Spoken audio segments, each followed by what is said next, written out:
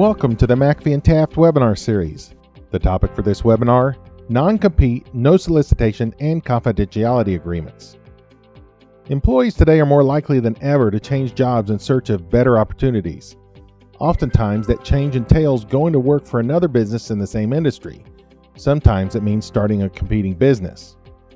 While Oklahoma has one of the strictest anti-non-compete laws in the nation, state law does allow the use of other restrictive covenants as a way to promote fair competition.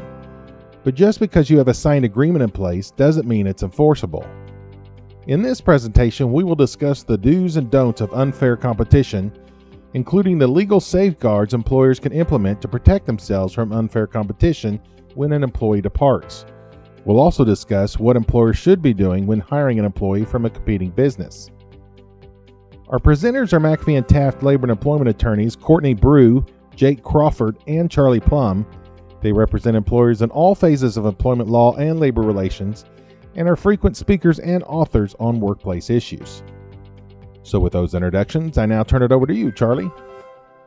We're going to talk about today restrictive covenants. It seems like more and more frequently we're getting asked questions by employers about things such as non-compete agreements, and it seems like that's been triggered by unprecedented movement of employees between employers, and it's often involves situations in which an employee leaves one employer and goes to work for a competitor, and that seems to set off disputes between companies and employers on unfair competition, use of confidential information, and perhaps trying to pirate customers or clients and that sort of thing. So today we're going to, just as an overview, we're going to talk about restrictive covenants. That would include agreements that limit activities by employees. We're going to cover non-compete agreements, no solicitation agreements, and confidentiality provisions. We're going to approach those from a number of angles. One, the old employer or former employer. Two, the new employer. And then also from the employee standpoint.